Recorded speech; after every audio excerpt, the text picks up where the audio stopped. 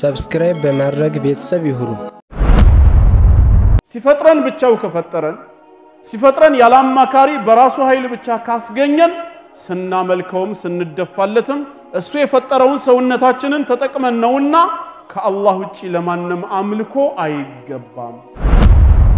በዚህ ምድር ላይ ትልቁ ወደዚህ ዓለም የመጣንበት የተፈጠርንበት ዓላማው ጌታችንን አምላካችንን አላህን እንድንገዛው እንድናመልከው ከእንስሳም የምንለየው ትልቁ ፓርት ይሄ ነው ትልቁ የጀነት ተስፋችን ተውሂዳችን በምድራዊ ህይወታችን አላህን ብቻ እናምልክ በየትኛውም የህይወት ዘርፋችን ጌታችንን አላህን ብቻ ፈርተን እንገኝ አላህ አንድና ብቸኛ የሆነ ጌታ ነው ተግባባን ዋሂዱን ፊ الذات وواحد في الصفات وواحد في الافعال الله بهلونا አንድ ነው لا ثاني له ሁለትነት የለበትም ሶስትነት የለበትም الله በባህሪው አንድ ነው አምሳያና ቢጤ የሌለው ጌታ ከፍጡራኖች ልናመሳስለው አንችልም الله በስራዎቹ ብቸኛ የሆነ ጌታ ነው لا شريك له ተጋሪ የለውም ቁርአን የጌታ አላህን አንድነት በብዙ መልኩ ነው የሚያስተምረን ይሄንን ሩቡብያ ማለት ነው አንደኛ ቀጥታና ግልጽ በሆነ መልኩ አንድ ብቻ መሆኑን በማስተማር ቁርአን ውስጥ አላህ አንድ ብቻ መሆኑን በመግለጽ በቀጥታ ቋንቋ 22 ጊዜ ተጠቅሟል ዋሂድ የምትለዋ ማለት ነው 22 ጊዜ በቁርአን ውስጥ ጌታችን አላህ በቀጥታ ቋንቋ እኔ አንድ ነኝ ብሎ ተናግሯል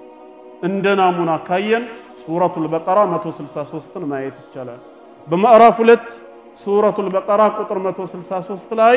ወኢላሁኩም ኢላሁ ዋሂድ አምላካችሁ አላህ አንድ አምላክ ብቻ ነው ላ ኢላሃ ኢላሁ ከሱ በስተቀር ሌላ በእውነት የሚመለክ አምላክ የለም አርራህማኑ الرحيم ለባሮቹ እጅግ በጣም ሩህሩህና አዛኝ የሆነ ጌታ ነው ይሄ አንድ የሚለው 21 ጊዜ ተጠቅሶ ከሱረቱል ኢኽላስ አሐድ ከሚለው ጋራ 22 ጊዜ ቁርአን ላይ መጥቷል ቁል ሁወላሁ አሐድ የሚላለ አልዋሂድ በሚለው 21 ጊዜ ተጠቅሷል በድምሩ 22 ቦታ ላይ በቀጥታ ቋንቋ ከእኔ በስተቀር ሌላ የለም ሳይሆን አንድ ነኝ ብቻ በማለት 22 ጊዜ ተጠቀመ ሁለተኛ ደግሞ ሌላው አላህ አንድና ብቸኛ ጌታ መሆኑን በቁርአን ውስጥ በምን መልኩ አስተማረን ከእኔ በስተቀር ሌላ አምላክ የለም ብሎ በመናገር ይህንን በሶስት መንገድ ነው የሚጠቀመው አንደኛ لا إله إلا هو በማለት ሰርድ ፐርሰን ሲንጉላርን ይጠቀማል ጌታችን አላህ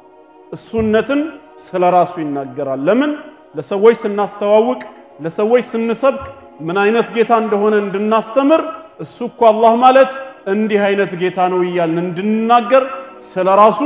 ሰርድ ፐርሰን ሲንጉላር እሱነትን በመጠቀም ይናገራል ከነዚህ መካከል አንደኛው ቁርአን የሚናገረው አለ በሱረቱ ፋጢር ቁጥር 3 ላይ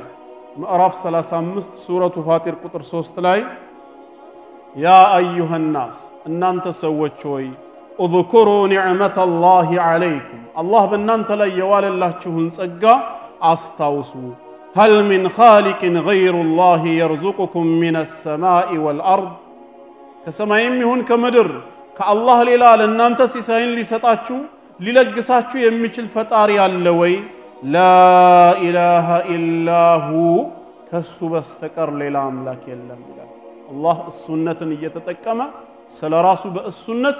ይናገራል ማለት ነው በብዙ ቦታ ይሄ ማለት ቁርአን ላይ የተጠቀመው ሌላ ሰርድ ፐርሰን የሆነ አካል ሆኖ ሳይሆን ጌታችን አላህ ራሱ ሆኖ ስለራሱ በዚህ መልኩ የሚናገር ጌታ ነው ማለት ነው በሁለተኛ ደግሞ ፈርስት ፐርሰን ሲንጉላርን ይጠቀማል እኔነትንም ይጠቀማል ከእኔ በቀር ሌላ የለም የሚል ብዙ ቦታ ቁርአን ውስጥ ተጠቅሷል እንደ ናሙና ያክል ሱረቱል አንቢያ ቁጥር 25 መመልከት ይቻላል በሱረቱል አንቢያ ምዕራፍ 21 ቁጥር 25 ላይ ለነብያችን አለይሂ ሰላቱ ወሰላም ምን ይላቸዋል وما أرسلنا من قبلك من رسول ካንተ በፊት ከመልእክተኛ አንድንም አላክንም ኢላ ኑሂ ኢለይህ ወደዚህ መልእክተኛ ወህይን ብናወርድ ራእይን ብንገልጽለት እንጂ ምን በማለት أنه لا إله إلا أنا فاعبدون إنه كأني بستكر بأونة من ملك أملاك لمنا أنين ببتشنينات تجازين بمالت لذا نبي وحي بالنور دلتنجي كزيوج ليلة علامات ستوت لليلة نجريت لاك يلملا الله أنين نتنم متكمل سيفلك دمو سلراسو second person singular نمتكمل أنت نتن مالتنا ይሄ ደግሞ ለምንድነው እንድንጠራው እንድንለምነው ربنا انك انت السميع العليم አንተ ማለት ሰሚና አዋቂ ነህ አንተ ማለት العزيز አሸናፊ ነህ እያልን እንድንማጸነው ራሱን በአንተነት ይናገራል ሱረቱል በቀራ ቁጥር 128ን መመልከት ይቻላል አራተኛውና የመጨረሻው ፈርስት ፐርሰን ፕሉራልንም ጌታችን ይጠቀማል የመጀመሪያ ምድብ እኛነትን እኛነትንም ስለራሱ ይናገራል እኛ እንዲያደረግንላችሁ ሰራንላችሁ ይያለ ጌታችን ስለራሱ በእነዚህ አራት መንገዶች ይጠቀማል በእነዚህ ሁሉ መንገድ ተጠቅሞ ከሱ በስተቀር ሌላ አምላክ እንደሌለ ቁርአን ያስተምረናል ማለት ነው ስለዚህም ከአላህ በቀር ሌላ ምንም ጌታ የለም ብለን ነው ምናምነው ብቻውን ጌታ ነው ብቻውን ፈጣሪ ነው ብቻውን ንጉስ ነው አምሳያ የለውም ብቻውን ሲሳይ ሰጪ ነው ብቻውን የነገስታት ሁሉ ንጉስ ነው ይሄ ተውሂድ الربوبيه ይባላል ሶስተኛው ደግሞ الإيمان بتوحيد الله عز وجل بألوهية الله توحيد الألوهية ميلون አሁንም ስለ አላህ ስናምን እኛ ሙስሊሞች በሶስተኛ ደረጃ ምን እንላለን አምላካችን አላህ አምልኮ የሚገባው ጌታ እሱ ብቻ ነው እንላለን ሁለቱን ነጥቦች ምን ብለን ጠቅሰናቸው ነበር አምላካችን አላህ አለ መኖሩ የተረጋገጠ ነው እንደገናም የፍጥረታት ሁሉ ብቸኛ ጌታ ፈጣሪ አስገኝ ነው ብለናል ስለሆነም ምንልና በሶስተኛው ቦታ ምን እንላለን ኢባዳ የሚገባው አምልኮ ሊፈጸም የሚገባውም ለርሱ ብቻ ነው ከሱ ውጪ ሌላ አካል ሊመለክ አይገባም ያ አካል መላእክትም ይሁን ነብይም ይሁን ጻድቃንም ይሁኑ ሰማዕታት ጂኒዎችም ይሁኑ ጉኡዛን አካላት ወይም የሞቱ አካሎችም ቢሆኑ በአላህ ሩቡብያ በጌትነት ባህሪው ላይ ድርሻ እስከሌላቸው ድረስ በኡሉሂያው በአምልኮ ዘርፍ ላይም ድርሻ ሊኖራቸው አይገባም ሲፈጥረን ብቻው ከፈጠረን ሲፈጥረን ያላማካሪ በራሱ ኃይል ብቻ ካስገኘን ስናመልከውም ስንደፋለትም እሱ የፈጠረውን ሰውነታችንን ተጠቅመን ነውና ከአላህ ውጪ ለማንም አምልኮ አይገባም በተለይ ይሄ ፓርት ይሄ ሶስተኛው ሰው የተፈጠረበት መንገድ ነው ቅድም እንዳልነው ማን እንዳመጣን እንግዲህ አይተናል በመጀመሪያው ነጥብ አይደል ለምን መጣን የሚለው ላይ ስንመጣ ይሄ ፓርት ነው በዝርዝር የሚመለስልን አላህ በሱረቱ ዛሪያት ቁጥር 56 እስከ 58 ስለተናገረ وما خلقت الجن والانس الا ليعبدون ምዕራፍ 51 ሱረቱ ዛሪያት ከ56 እስከ 58 ባለው ላይ ሰዎችንም ሆነ አጋንንቶችን ጂኒዎችን የፈጠርኳቸው እኔን ሊያመልኩኝ እንጂ ለሌላ ዓላማ አይደለም ይላል በዚህ ምድር ላይ ትልቁ ወደዚህ ዓለም የመጣንበት የተፈጠርንበት ዓላማው ጌታችንን አምላካችንን አላህን እንድንገዛው እንድናመልከው ከእንስሳም የምንለየው ትልቁ ፓርት ይሄ ነው እስከዛሬ ምን ስንባል ኖረናል ሰው ከእንስሳ በምን ይለያል ሲባል ተናገሩ አብሽሩ ላቁመው እንዴ ያልተመቻችሁ አው በማሰብ ነው አይደል የሚባለው ምን ማለት ነው በማሰብ ማለት ማሰብ ትርጉሙ ምንድነው ማሰብ ማለት ነገሮች ላይ ማሰላሰል በሁለት ነገሮች መካከል መምረጥ ይሄ ጁስ ነው ይሄ ውሃ ነው የሚለውን የመለየት ስልጣን ከሆነ እንስሶች ይሄ ባህሪ የላቸውም እንዴ አያስቡም ያለው ማን ነው ያስባሉ ትልቁ ግን እኛ ምንለየው የተፈጠርንበትን ዓላማ አውቀን ለዛ ዓላማ የምንኖር ፍጡሮች በመሆናችን ፈጣሪን ከፍጡር መለየት እንችላለን አምልኮታችንንም ለተፈጠርንበት ዓላማ ማዋል እንችላለን በተሰጠን ነፃ ፍቃድ እንስሳቶች ግን በደመ ነፍስ ነው የሚጓዙት ህግ የላቸውም ስርዓት የላቸውም እኛ ሰዎች ግን አላህ ባወጣልን ህግ የምንተዳደር የሱ ባሪያዎች ነው በዚህ ዱንያ ላይ ያመጣን እንድናመልከው አምላክነቱን አውቀን እንድንገዛው ነው እንዴት እናምልከው ለሚለው ነገር ከመሐከላችን ሰዎችን መረጠ የመረጣቸውን ሰዎች ነቢያትና ሩሱል አድርጎ ማዕረግን ሰጣቸው እነዚህን ነቢያትና መልእክተኞች ደግሞ በመላእክ አማካኝነት ወይም በህልማቸው ወይም በቀጥታ ቃሉን በማሰማት መልእክትን አስተላለፈላቸው በዛ ባስተላለፈው መልእክቱ ወይም በቅዱስ ቃሉ አማካኝነት ከኛ የሚፈልገውን ያምልኮ መንገድ ዘረዘረልን ማለት ነው ለዚህም ነው የተላኩ መልእክተኞች ሁሉ ተውሂድን ነው ያስተማሩት ቁርአን ሲናገር በሱረቱ النحل ምዕራፍ 16 ቁጥር 36 ላይ ምዕራፍ 16 ቁጥር 36 ላይ ወለቀድ بعثنا في كل امه رسولا በየህዝቡ ሁላ መልእክተኞችን በርግጥ ልከናቸዋል ስንልካቸውም አን ዕቡዱላህ አላህን በብቸኝነት ተገዙ ወጅተኒቡ الطاغوت ከሱጭ ያለ አምልኮ በጠቅላላ ጣዖት ነውና ጣዖትን ከመገዛት ራቁ በማለት ይሄንን እንዲያስተምሩ ጣዖት ማለት እንግዲህ ለኛ ለሙስሊሞች ትርጉሙ ምንድነው ከድንጋይ ወይም ከእንጨት ተቀርጾ የሚመለክ ነገር ማለት አይደለም ጣዖት ማለት ኩሉ ማ ዑቢደ ሚን ዱንላህ ከአላህ ውጪ የተመለከ ከአላህ ውጪ አምልኮ የቀረበለት ነገር በጠቅላላ ጣዖት አምልኮ ይባላል የሚመለከው ነገር ጣዖት ላይ ሆን ይችላል ሰው ይሆናል ነብይ ሊሆን ይችላል መልአክ ሊሆን ይችላል ወይ ድንጋይና እንጨት ሊሆን ይችላል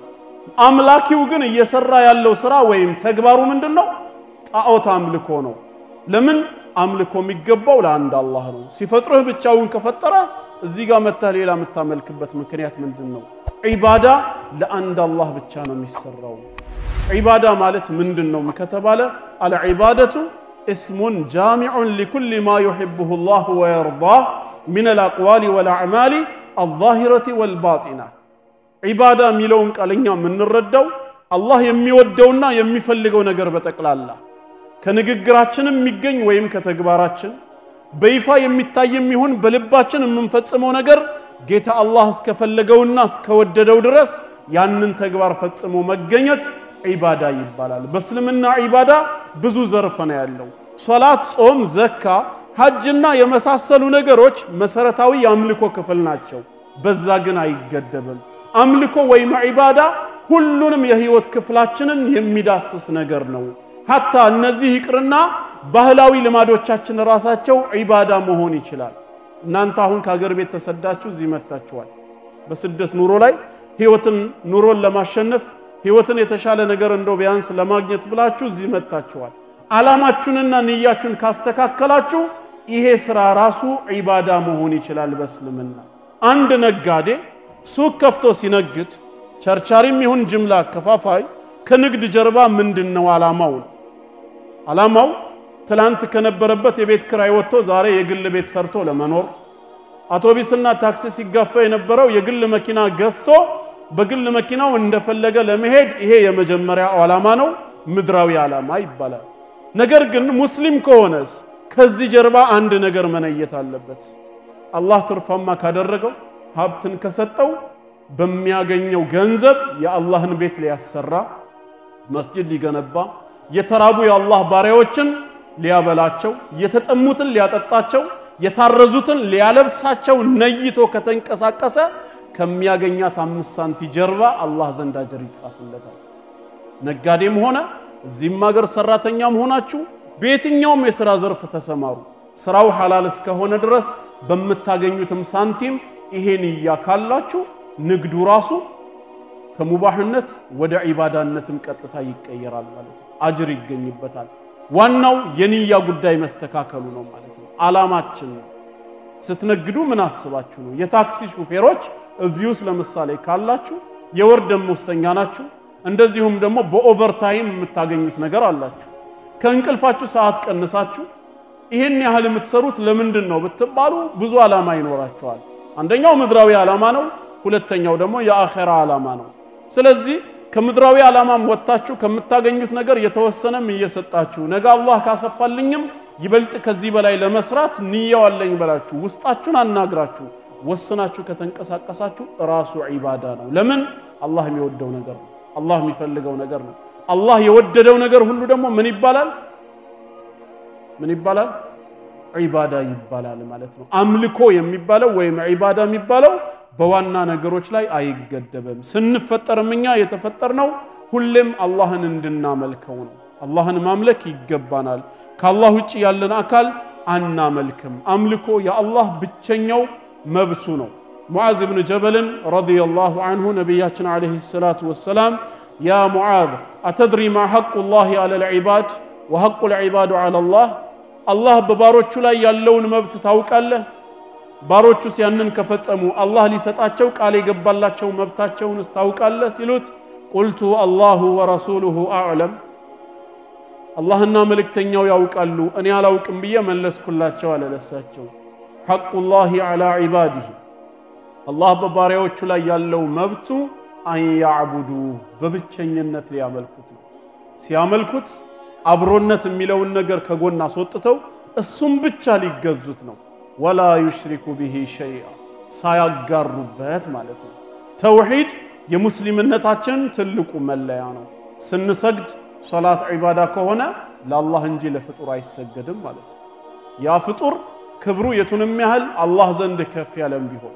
ስንጾም ለአላህ ብለን ከሆነ የምንጾመው በዚህ ጉዳይ ላይ ሰው ጣልቃ ገብ ሊሆን አይችልም ማለት ነው ሰደቃ ስናወጣ ከገንዘባችን ስንለግስ ለአላህ ብለን የምንሰጥ ከሆነ ሰው ጣልቃ ገብ መሆን የለበትም ለሰው ብለን የሚለው ከገባ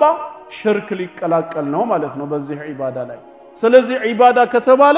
አላህ የሚወዳቸውን ነገሮች ሁሉ በንግግርም እንፈጽመው በልባችንም እንመነው በአካላችንም ሰርተን እንግለጸው ለአላህ ብቻ ግን መሆን አለበት ከአላህ ጋራ አብሮነት የሚለውን ነገር ልናካትታ ይገባም ይሄንን ካደረግን የአላህን ብቸኛውን መብት ፈጸምን የዛኔስ ወሐቁል ዒባድ ዐለላህ እኛ ደግሞ አላህ በራሱ ላይ የሰጠን የደነገገልን መብታችን ምንድነው በእሳት ላይ ይቀጣን ነው ጀነትን ሊሰጠን ነው ማለት ነው ትልቁ የጀነት ተስፋችን ተውሂዳችን በምድራዊ ህይወታችን አላህን ብቻ እናምልክ በየትኛውም የህይወት ዘርፋችን ጌታችንን አላህን ብቻ ፈርተን እንገኝ ከአላህ ውጪ ፍጡርን አንፍራ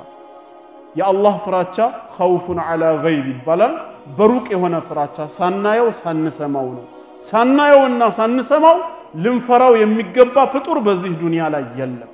ካለም ሽርክ ላይ ወድቀናል ማለት ነው ከእንደዚህ አይነት ፍራቻ ተላቀን አላህን ብቻ ነው በሩቅ የምንፈራው የሚታይ ነገር ሰው ሊፈራ ይችላል ውሻ ሊፈራ ይችላል በዚህ መንደር ዱርያ ያለ ማጅራት መቼ ያለ ጥቃት ያደርስብኛል ብሎ ሊጠነቀቅ ሊፈራ ይችላል ይሄ የሚታይ ነገር ነው ወይም ይሄኛው ኤሌክትሪክ ከተገናኘ እሳት ሊፈጥርና እኔ ላይ አደጋ ሊደርስ ይችላል በየኔ ፈርቼ አሁን ከነበርኩበት ቦታ ወደዛ ቢሄድ ይሄም ያለ ባህሪ ነው የሚታይና ተጨባጭ የሆነ ነገር ነው ነገር ግን እዚህ ጋር ቁጭ ብዬ ይሄን ትምርቴን ያልወሰደ ሰው ያልወደደ ሰው ከቤቱ ሆኖ ይተናኮለኛል ወይም መንፈስ ልኮ እኔ ላይ አንድ አደጋ ያደርስብኛል ብዬ በሩቁ የምፈራው ከሆነ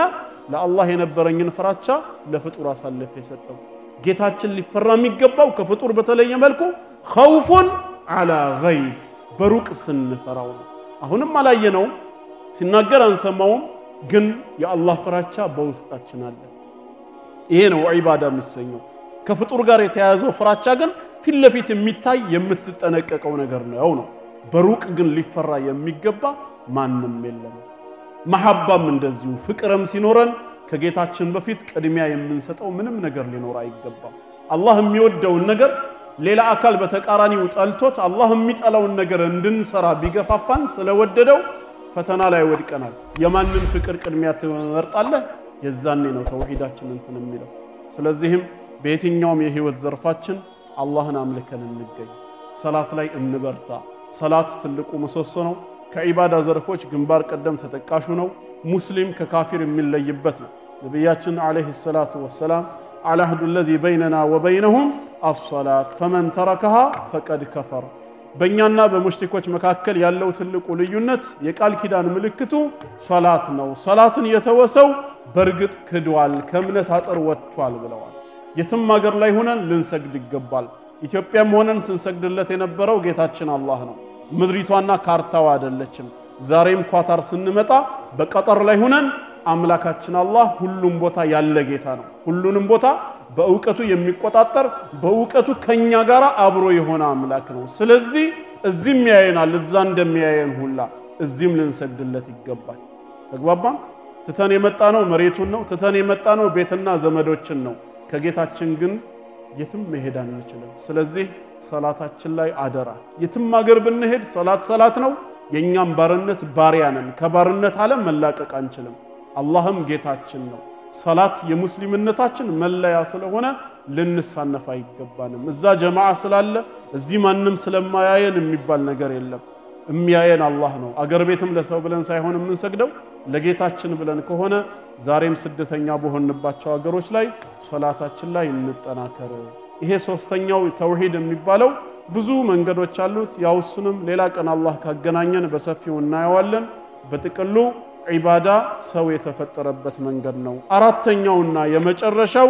አልኢማኑ ቢአስማኢላሂል ሑስና ወሲፋቲሂል ዑላ ጌታችን አምላካችን አላህ መልካም ስሞችና ውብ ባህሪያቶች አሉት በእነዚህ ስሞችና ባህሪያቶቹ ማመን በአላህ ማመን ከሚባለው ውስጥ የሚካተት ነው አሁን ያለፉትን ሶስት ነገሮች ተቀለል ለማድረግ አምላካችን አላህ አለ ብለን አምነን ተቀበለናል መኖሩ የተረጋገጠ ነው ይሄ ጌታ አላህ የፍጥረት ዓለሙ የበላይ ተቆጣጣሪ ዩኒቨርሱን ካለ መኖር ወደ መኖር ያመጣ ሁሉን ነገር የፈጠረ ሁሉን ያዘጋጀ ብቻውን ሲሳይ ሰጪና ብቸኛ ንጉስ አምላክ እሱ ብቻ ነው ብለናል ሶስተኛ ደግሞ በህይወት ዘመናችን ልናመልከው ልንገዛው ልንደፋለት የሚገባው አላህ ብቻ ነው በችግር ሰዓት ድረስልን ብለን የምንለምነው አላህን እንጂ የሞተን አካል ወይ ነብይን አይደለም በአራተኛና በስተመጨረሻ ደግሞ ይሄንን ጌታ ለማምለክ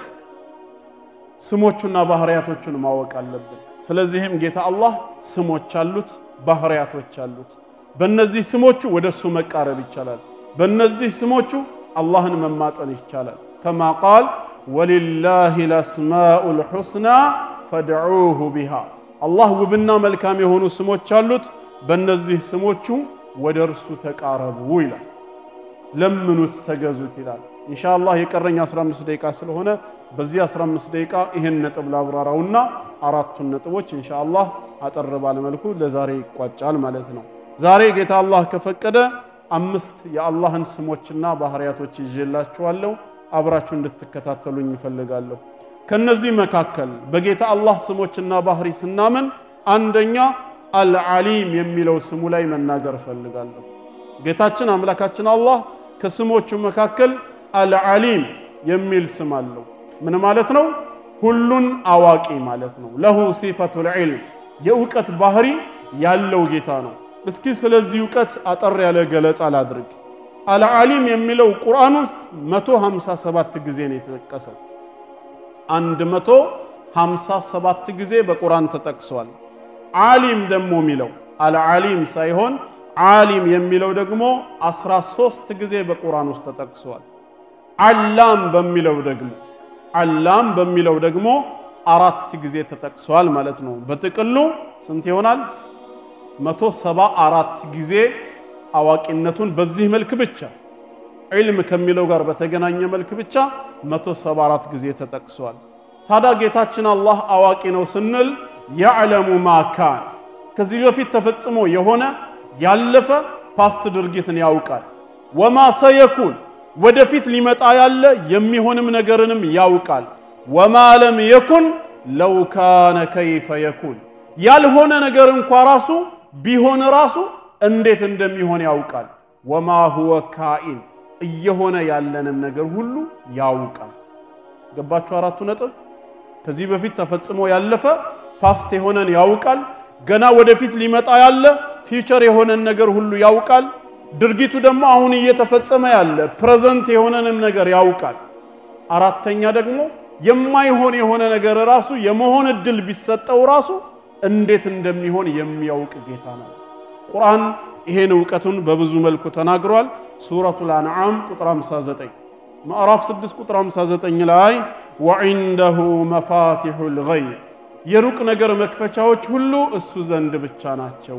ላ يعلمها الا هو ከሱ በስተቀር የሚያውቀው ማንም የለም ويعلم ما في البر والبحر በየብስና በባህር ያለውን ሁሉ ጠንቅቆ ያውቃል وما تسقط من ورقة الا يعلمها ከቅጠልም መሬት አንዲትም ማትረግፍም እርሱ የሚያውቃት ቢሆን እንጂ አለ የዛፍ ቅጠል ደርቆም ይሁን ጠውልጎ መሬት አይረግፍም ጌታ አላህ ቢያውቀው እንጂ ከአላህ ዕውቀት ሊሸሸግ የሚችል ነገር የለም እኛ ለዓላማ የተፈጠርነው ፍጡሮች ይቅርና አንተ በጃኬትህ በጫካ መሃል ስታልፍ ጎትተህ የጣልከው የዛፍ ቅርፊት እንኳን ከአላህ ዕውቀት በፊት ሊወድቅ አይችልም አላህ ቢያውቀው እንጂ ይሄን ዕውቀት ወደዚህ ምድር ላይ ወደ ሰዎች አምጥተን ሰው ላይ አፕላይ ብናደርገው አይደለም ቅጠሉን ወይም ቅርፊቱን እጽዋቱን ራሱ ምድር ላይ ስንት እንዳለ ቆጥሮ መጨረስ ይቻላል እንዴ አይቻልም አላህ ግን ምን አለ በእያንዳንዱ እጽዋት ስር ያለው ዕውቀት ከኔ ሊሸሸግ አይችልም እኔው የማውቀው ቢሆን እንጂ ነው የሚለው በሌላም ቦታ እንደዚሁ በሱረቱ ዩኑስ ቁጥር 61 ላይ ወማ ተኩኑ ፊ ሻእን በምንም ነገር ላይ አትሆንም ወይም አይደለህም ወማ ተትሉ ሚንሁ ሚን ቁርአን ከርሱ ከቁርአንም የምታነብ አይደለህም ወላ ተዕመሉነ ሚን ዐመል ከስራም የምትሰሩ አይደላችሁም ኢላ ኩና ዐለይኩም ሹሁዳ እኛ በእናንተ ጉዳይ ላይ ተመልካቾችና ተቆጣጣሪዎች ብንሆን እንጂ ከኛ እይታና ቁጥጥር ውጪ በሆነ መልኩ አሁን የተጠቀሱት ነገሮችን ልታደርጉ አትችሉም ኢዝ ቱፊዱነ ፊህ ስራው ላይ ገብታችሁ ሰምጣችሁ ቅድም የተጠቀሰውን ነገር እንድታከናውኑ የኛ ቁጥጥርና እይታ ቢኖርበት እንጂ ከኛ ቁጥጥርና እይታ ውጪ በሆነ መልኩ ምንም ነገር ልታደርጉ አትችሉም እንደውም ወማ يعزب عن ربك من مثقال ذرة في الأرض ولا في السماء ከጌታ ዕውቀት በሰማይም ሆነ በምድር የብናኝ ክብደት ያክል እንኳን ፈጽሞ ሊርቅ አይችልም ማለት አተም ማለት ነው the smallest particles of an element የሚባለው አተም ከጌታ ዕውቀት ፈጽሞ ሊርቅ አይችልም ولا أصغر من ذلك ከዚህ ከአተም ያነሰ ሌላ ክፍልፋይ ፓርት የለም ولا أكبر يتلقم ነገር የለም إلا في كتاب مبين ያ ያነሰውም የተለቀውም አስቀድሞ ለውህ المحفوظ ላይ ግልጹ መጽሐፍ ላይ የተጻፈ ቢሆን እንጂ እኔ ሳላውቀው ወስኜ ሳልጽፈው በዚህ ዓለም ላይ የሚከናወን ምንም ነገር የለም ይላል የጌታችንን አዋቂነት በዚህ መልኩ ነው የሚነግረን ይሄ አሁን ምንድነው ከህይወታችን ጋር ስናዛምደው የሚሰጠን ትምህርት አላህን እንድንፈራ ይዳርገናል መቼም ሰዎች ወንጀል ሲሰሩ ከመስራታቸው በፊት ከፊታቸውም ከኋላቸውም ከቀኛቸውም ከግራቸውም የሚያያቸውና የሚከታተላቸው ሰው ነው አይደል መጀመሪያ የሚፈልጉት ማንንም እንደሌለ ሲያውቁ ያሰቡትን ነገር ይፈጽማሉ ሰው በትክክል አላህ እንደሚያውቀው አዛታይም እያየው እንደሆነ ከተረዳ ራሱን አይቆጥብም ወይ ነው ማን እያየኝ ነው ማን እያወቀኝ ነው የሚለው አላህ ይወፍቀን ሁላችንን ቁርአን በዚህ መልኩ የጌታችንን የአላህን ሁሉን አዋቂነት ያስተምረናል ማለት ነው ሌላው ሁለተኛው ደግሞ ምንድነው አንድ የሼህ አብዱል መጂድ አልዘንዳኒ ሐፊዘሁላህ ምሳሌ ላንብብላችሁ ወደ ሁለተኛው ከመግባቴ በፊት የአላህ አዋቂነት በቁርአን ላይ በሐሳብ የሰፈረ ሳይሆን በእኛ ህይወት ውስጥ እንዴት በተግባር እንደተገለጸ ሲናገሩ اذا تأملت في أجنة الإنسان والحيوان يسونا ينسسان ጽንስ አፈጣጠሩን ካስተነተንክ سترى أن العيون تخلق في أرحام الأمهات አይን በእናት ማህፀን ውስጥ የሚፈጠር ሆኖ ታገኘዋለህ حيث ظلام الشديد يا ስፍራ ጨለማ የነገሰበት ስፍራ ከመሆኑ ጋር ይላል ተግባባን مع أن العيون لا ترى في الضوء አይን በባህሪዋ ብርሃን ያለበት ስፍራ እንጂ ጨለማ ቦታ መመልከት ካለመቻሏ ጋራ የተሰራችው ግን ጨለማ ቦታ ሆኖ ታገኘዋለህ ለምን ብለ ጠይቀህ ታውቃለህ ለምን ካልክም سيشهد ذلك ይሄ ነገር ላንተም ይመሰክረው أن الخالق يعلم فطاري الله يوقال مالتنا أن تلك الأجنة ستخرج إلى عالم فيه النور ይሄ ጽንስ ወደፊት ብርሃን ወዳለበት ዓለም እንደሚወጣ አላህ ቀድሞ ያውቃል ማለት ነው ስላወቀ በዛ ጨለማ ስፍራ ምን አዘጋጀለት አስቀድሞ የሚመለከትበትን አይን ሰራለት وهكذا يشهد خلق الأجنحة للطيور داخل البيض ልክ እንደዚሁ የአዋፎች ወይም የበራሪዎች ክንፍ እንቁላል ውስጥ መሰራቱ ራሱ ትልቅ ምስክር ነው በራሪዎች እንደኛ በግራ ይጓዙም አየር ላይ ነው የሚበሩት ለመብረር ምን ያስፈልጋቸዋል ክንፍ ያስፈልጋቸዋል ታዲያ እንቁላሉን ሰብረው ከወጡ በኋላ ለምን አያዘጋጅም እንዳንል ዝግጅቱ ቀድሞ ተጠናቋል እዛው እንቁላል ላይ ለምን ان الخالق يعلم ፈጣሪው ያውቃላ انها ستطير في الهواء ወደፊት አየር ላይ እንደምትበር ገና ከወዲሁ ያውቃል ስላወቀም فخلق لها الاجنحه قبل ولادتها እንቁላሉን ሰብራ ከመውጣቷ በፊት ክንፍ ሰርቶ አዘጋጀላት ማለት ነው ስራው በጠቅላላ በመን የተሟላ ነው በእውቀት በጥበብ የተሟላ ነው እንደውም በሌላ ቦታ ላይ ምንድነው የሚሉት እስኪ አንዴ ወደፊት ሁሉ ተመልከት ይላሉ አፍንጫህን አይተዋል ወይ እንዴት እንደተቀመጠ መሃል ላይ እንዴት ጉብ እንዳለ ይላሉ ያፍንጫ አሰራር የአላህን አዋቂነት እንዴት እንደሚገልጽ ሲናገሩ አንደኛ ከዳይሬክሽን አንግል ይላሉ አፍንጫ ወዴት ነው የተተከለው ወደ ታች ነው አይደለም ቂብላውን ቀይሮ ወደ ላይ ቢሆንስ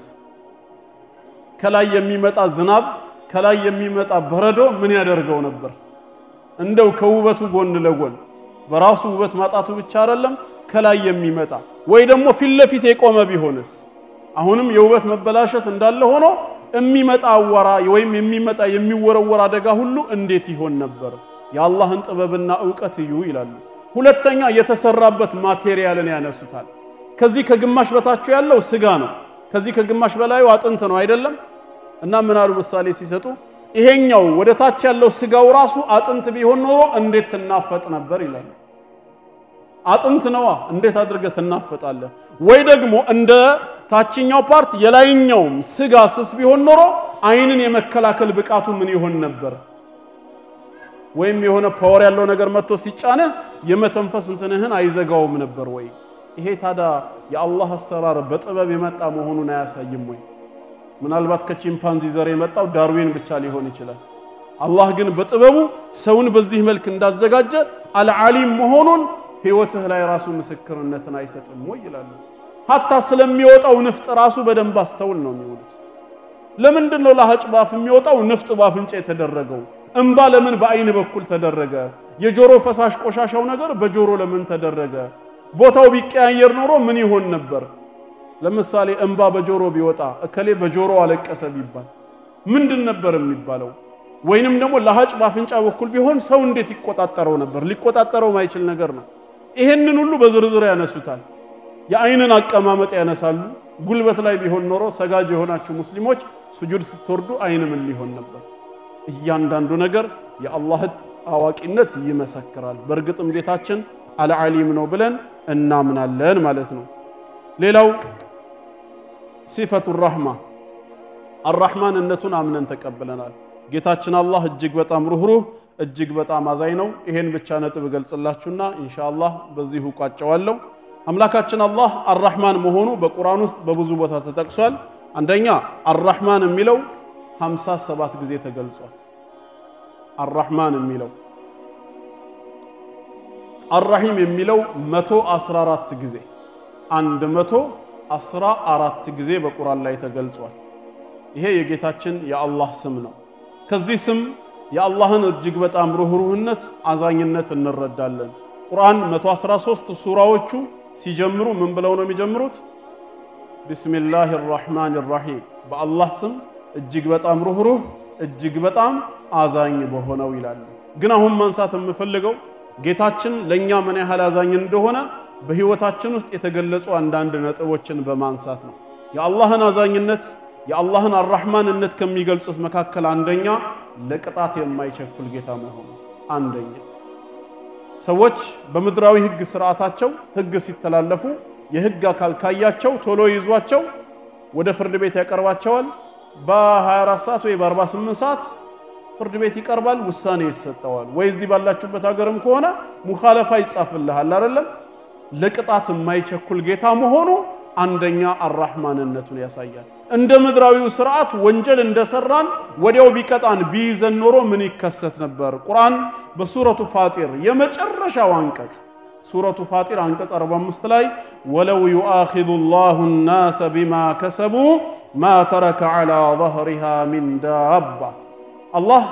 ሰዎች በሰሩት ወንጀል ቢይዛቸው ኖሮ የመሬት ወለል ላይ ተንቀሳቃሽ የሚባል ነገር በፍጹም አያስቀርም ነበር ወዲያው በቅጣት ቢይዝ ሁሉንም ያጠፋቸው ነበር አለ ነገር ግን ዝም ማለቱ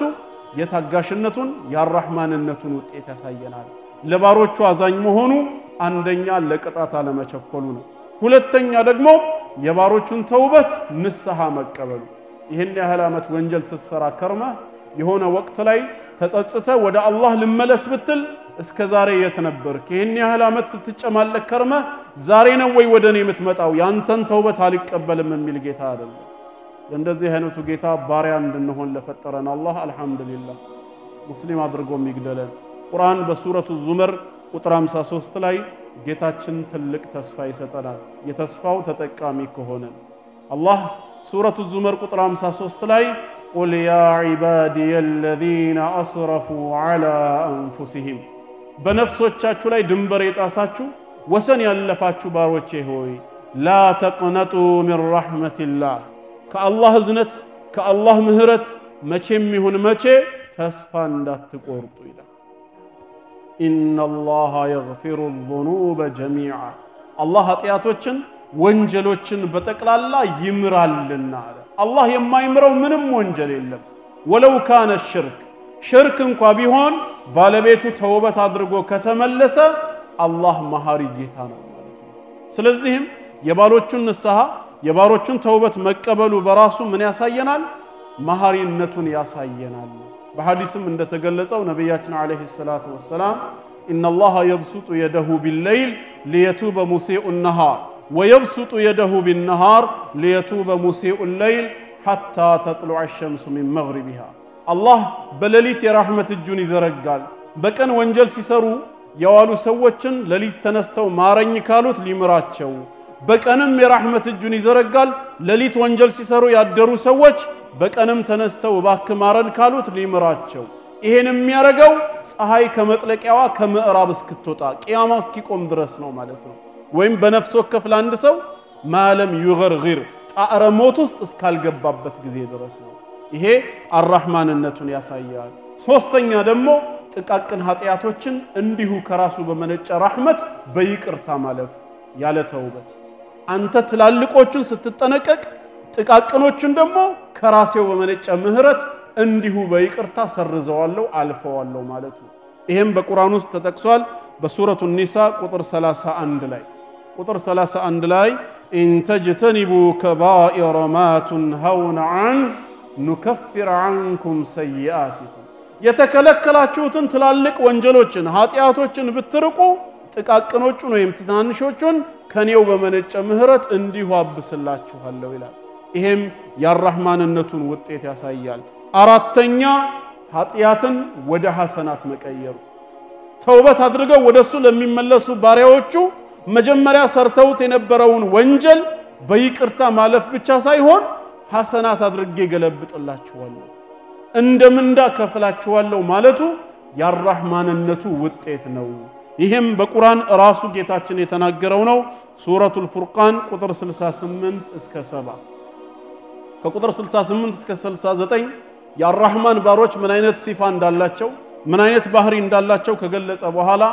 ከዛ መጨረሻም ወንጀል የሚሰሩ ሰዎች ጀሃነም እሳት ውስጥ የሚገጥማቸው ንጣፈንታ ይናገርና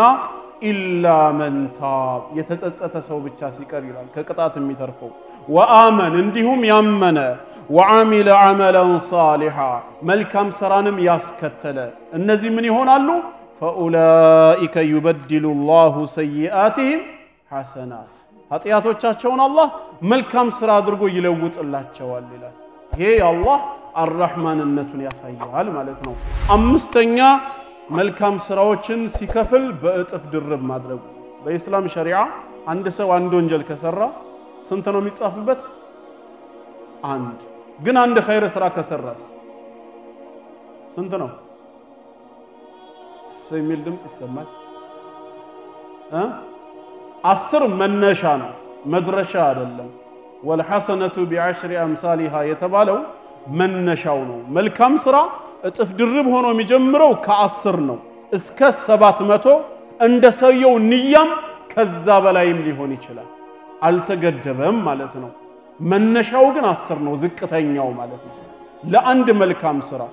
ሶላት ለምሳሌ በቀን 5 ጊዜ ይሰገዳል ግን እንደ ስንት ሶላት ይታሰባል እንደ 50 ሶላት አላህ ግን አጅሩን ከፍ ለማድረግ እንደ ኤግዚቢሽን ግን ምን ያደርጋል በይቱል መቅዲስ በፍልስጤም ውስጥ አላህ መሬታቸውን ይመልስላቸው እዛ ሄዶ የሰገደ ሰው 50 የነበረው ስንት ይገባል እዛ አንድ ሶላት 500 ይገባል አንድ ሶላት አጅሩ ተመልከቱ መዲና ሄዶ ደግሞ ይሄድ አላህ ይወፍቀን መስጂድ النبዊ እሳቸው ጋር ሄዶ ደግሞ የሰገደ ስንት ይሆናል ሶላቱ 1000 ይሆናል አንድ ሶላት 1000 መስጂድ አልሐረም የሙስሊሞች ቂብላ የስግደት አቅጣጫ ካዕባ እዛ ሄዶ የሰገደ ደግሞ ስንት ነው አጅሩ 100,000 አንድ ሰላት በ100,000 ይባዛል በቀን ስንቴ ነው የምትሰግደው 5 ጊዜ 100,000 ሲካፈል 5 ስንት ነው ነጋዴ የለም እንዴ 100,000 ሲካፈል 5 20,000 ቀን ማለት ነው ተመልከቱ 20,000 ቀንን ደግሞ ለስንት አካፍለዋለህ ለአመት አካፍለው አንድ አመት ስንት ቀን አለው 365 ስለዚህ 3 አመት 1,000 ቀን እንበለው 20,000 ለ3 ስታካፍለው 7 አይደለም ስንት ማለት ነው ገብታችኋል ስንት አመት ይመጣል 21 አመት 3 ጊዜ 7 21 አንዴ የሰገድከው ዙህር ወይ ዓስር ሰላት 21 አመት ሙሉ የሰገድከውን አጅር ይተካከላል ስጦታ ነው በቃ ነፃ ኤግዚቢሽን ነው አላህ ይወፍቀን ታዳል ነየታችሁ ወደዛ ለመሄድ አንድ ሰላት በ21 አመት ሲባዛ ማለት ነው በ100,000 ተደርጎ አጅሩን ነው ታዳዛው የሆነ ሰውስ አላህ ምንኛ ቢወፍቀው ይሄ ሁሉ የምን ውጤት ነው ከተባለ ያራህማንነቱ ውጤት ነው ራሱም እንዳለው ኢነ ረህመቲ ሰበቀት ገደቢ አው ገለበት ገደቢ የኔ እዝነቴ ቸርነቴ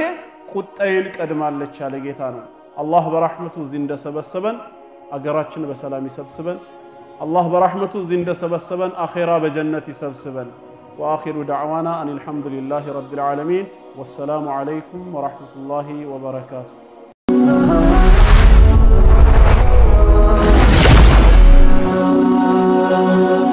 ሰብስክራይብ በማድረግ ቤተሰብ ይሁኑ